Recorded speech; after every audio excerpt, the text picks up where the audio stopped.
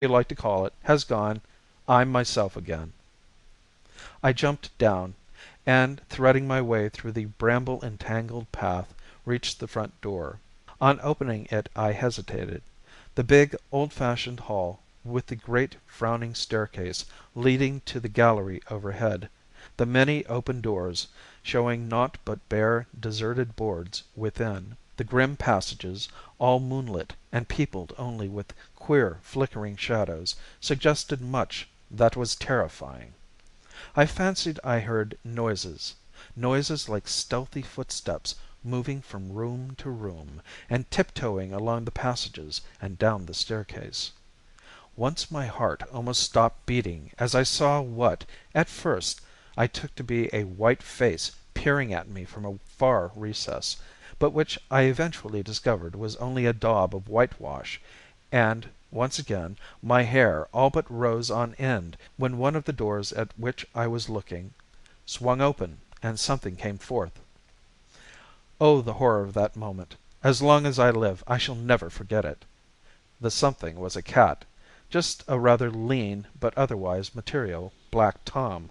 Yet in the state my nerves were then, it created almost as much horror as if it had been a ghost. Of course, it was the figure of the walking man that was the cause of all this nervousness. Had it not appeared to me, I should doubtless have entered the house with the utmost sang-froid, my mind set on nothing but the condition of the walls, drains, etc. As it was, I held back, and it was only after a severe mental struggle I summoned up the courage to leave the doorway and explore. Cautiously, very cautiously, with my heart in my mouth, I moved from room to room, halting every now and then in dreadful suspense as the wind, soughing through across the open land behind the house, blew down the chimneys and set the window frames jarring. At the commencement of one of the passages I was immeasurably startled to see a dark shape poke forward and then spring hurriedly back, and was so frightened that I dared not advance to see what it was.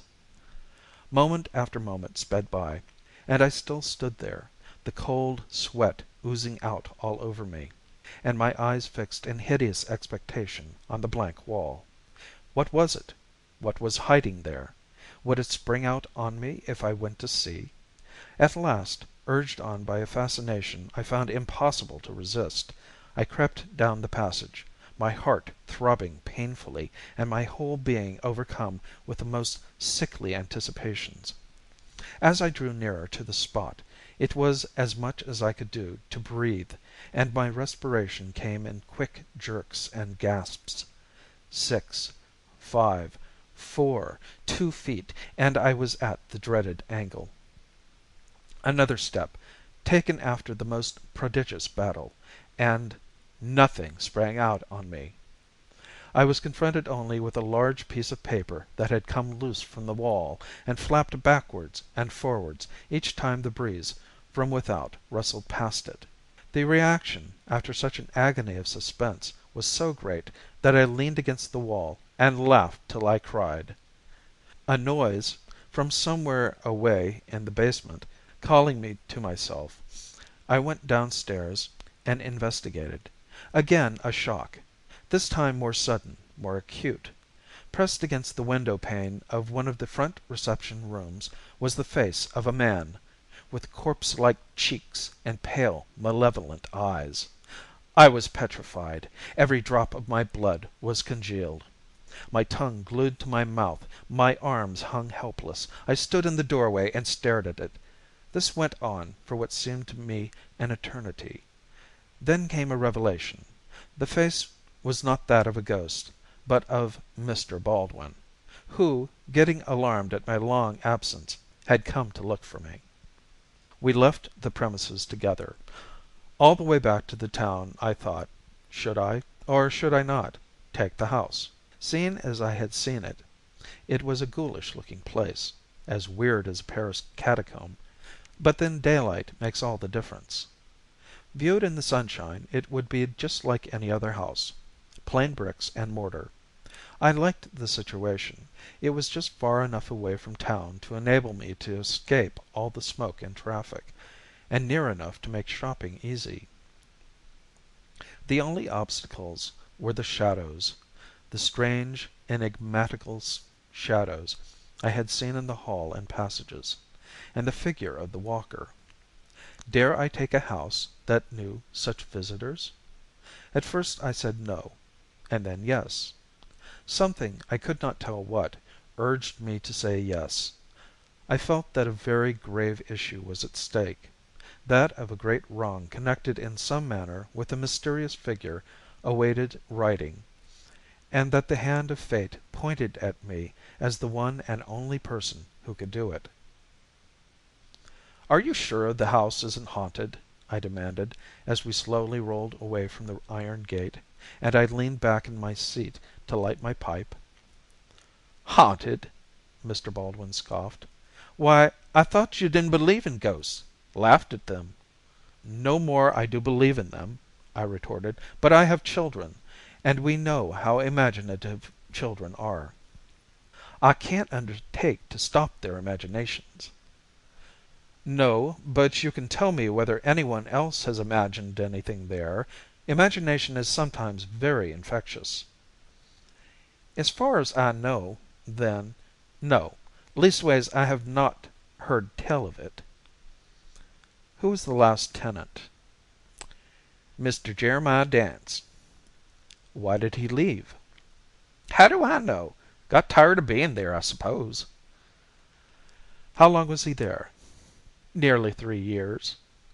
"Where is he now?" "That's more than I can say. Why do you wish to know?" "Why?" I repeated. "Because it is more satisfactory to me to hear about the house from someone who has lived in it. Has he left no address?"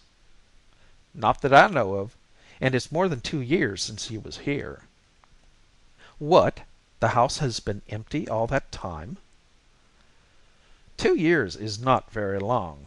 Houses, even town houses, are frequently unoccupied for longer than that. I think you'll like it."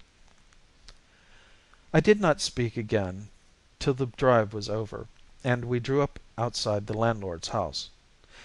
I then said, "Let me have an agreement. I've made up my mind to take it. 3 years and the option to stay on."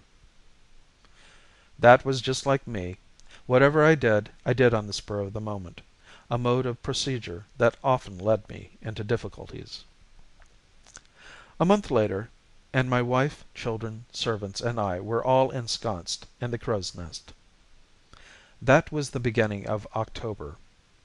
Well, the month passed by, and November was fairly in before anything remarkable happened. It then came about in this fashion.